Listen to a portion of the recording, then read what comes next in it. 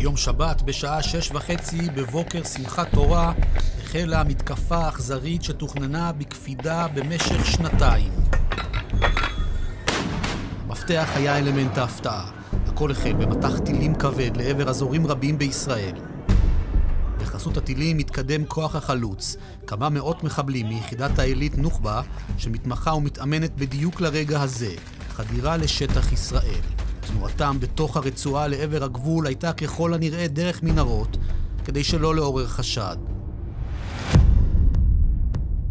כאן הגיע שלב המפתח לכל המתקפה, פגיעה במערך התצפיות המשוכלל של צה"ל, מערכת רואה יורה, באמצעות רחפנים ומטעני נפץ ממוקדים. מה שראינו במהלך הפתיחה זה הטלה של חימושים קטנים. דברים האלה הם דברים שהם ברמה של מוצרי מדף שמוכרים בעולם. השלב הבא, פגיעה בגנרטורים ובהספקת החשמל לגדר ולרשת הקשר של המוצבים, וניטרול מערך המצלמות שאמורות לחזק ולגבות את אמצעי ההגנה. כך למעשה קרס בקלות כל מערך הגילוי הטכנולוגי. אללהו אכבר וללה אלחמד, היי השוגל הטייב, היי השוגל. אללהו אכבר. כשהעיניים והאוזניים של מפקדת אוגדת עזה מנוטרלים, ניתן האות לפריצת הגדר בכ-20 נקודות לכל אורך הגבול. ها هم أبناء الشيخ أحمد ياسين ها هم أبناء الشعب الفلسطيني يستعيدون غلاف بما يسمى غلاف غزة. هذه كلها أراضينا يا إخواننا. הכוחות התוקפים היו מוכנים היטב לטנקים הבודדים שהוזנקו ופגעו בהם בטילי נ"ט וברחפנים. جميع من داخل هذه الدبابة تم خطفهم قبل قليل من قبل عناصر كتائب القسام. ولنأتينهم بالجنود لا قبل لهم بها. לאחר שחצו את הגדר, המטרות הבאות היו בסיסי ומוצבי צה"ל הפרוסים לאורך הגבול. כאן נכנס לפעולה הגל השני של התקיפה, שמנה כבר יותר מ-1,200 מחבלים. במוצבים האלה אין מספיק חיילים שיכולים להתמודד עם כוח תוקף כל כך גדול, בוודאי לא בשבת, מה גם שרבים מהלוחמים שהיו באותה העת במרחבים מוגנים בשל ירי הרקטות. המחבלים תקפו וכבשו את מפקדת אוגדת עזה, הלב הפועם של הזירה, את מעבר ארז בצפון הרצועה, מוצבי התצפית נחל עוז וכיסופים, והחזיקו בהם במשך שעות ארוכות. المفاجأة كانت أن هذا الجيش انهارت هذه الفرقة بأسرع كثيرا مما توقعت قيادة القسام. يعني كان التقدير أنه ستكون معركة تستمر لساعات طويلة. الفرقة انهارت خلال وقت قصير مثالي.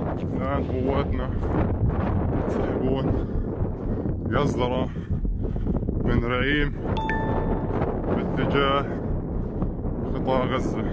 משנוטרלה ההגנה הצבאית, הדרך לפגיעה באזרחים הייתה קצרה.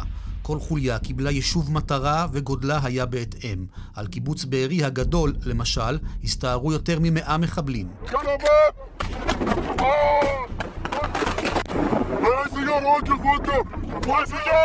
כמה חוליות נפרסו בצירים הראשיים, הקימו מחסומים ותקפו שוטרים למנוע זרימה של כוחות תגבור.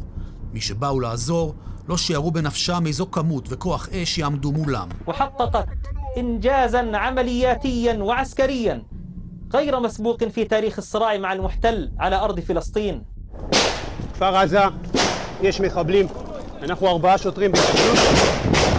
בקיבוצים זיקים, כרם שלום, ניר עם, סעד ואלומים הצליחו כיתות הכוננות בקרבות הירואיים להדוף את המחבלים.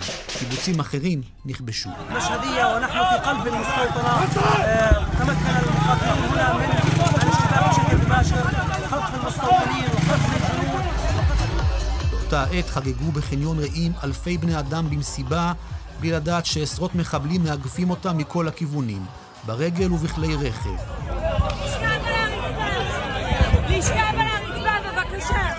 בקצתם מחופשים לאנשי ביטחון, כך לפי העדויות. הם הגיעו לטווח קצר מאוד מהמבלים ולא הותירו להם סיכוי. תוך כדי מנוסה אנחנו רואים אנשים שחוטפים כדורים ונפצעים, אנשים שמסתתרים מהחילופי אש, נזרקים לרצפה. הערכה היא כי חלק מהמחבלים שפשטו על המסיבה היו אלה שחדרו במצנחי הרחיפה והצליחו לנחות בעומק השטח, כך נוצרה מתקפה מכמה כיוונים, בשטח רחב יחסית. ניסינו להתחיל לברוח, אבל בעצם ראינו שכל הכבישים מסביב ממש חסומים ואין לנו איפה לברוח. אנחנו קולטים רכב מתקרב אלינו במהירות, ומתוכו יורדים כמה מחבלים ומתחילים לירות עלינו. הטבח במסיבה נמשך עד השעה 12 בצהריים.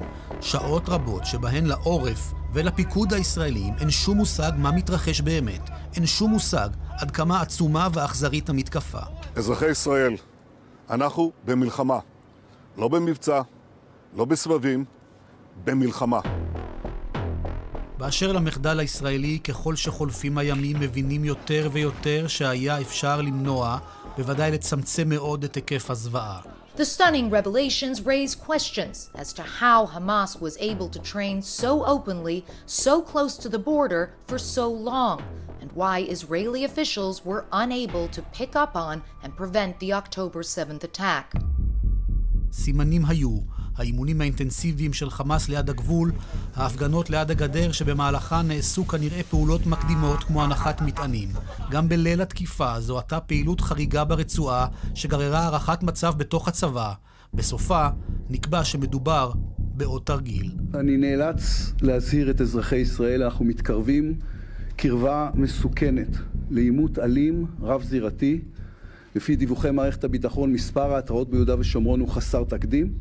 גם האירועים האחרונים ליד הגדר בעזה הם בדיוק הסוג שהוביל בעבר לסבבי לחימה. על דבר אחד אין עוררין. חמאס תכנן את המתקפה לפרטי פרטים, כולל מפקדים בשטח שניהלו משימות בזמן אמת, עד לרמה הפרטנית ביותר. הוא הציג שיטות לחימה מודרניות שהיקו את צה"ל בתדהמה, בין היתר בזכות ידע וכלים שמספקת להם איראן. להכניס לדוגמה לסל היכולות של חמאס רחפני תקיפה, צוללות לא מאוישות, יכולות בסייבר, שיכולות גם להתגבר על כיפת ברזל. זה דברים שהוא מקבל מאיראן, והופך אותה מעוד ארגון טרור פלסטיני עם יכולות מסוימות, למשהו שהוא כבר בסדר גודל אחר. התמונות האלה של מחבליו צועדים בנחת בשדות הפתוחים של חבל אשכול, לא חוששים, אפילו לא דרוכים, מעלות שאלות מייסרות, שכרגע לפחות אין להן תשובות.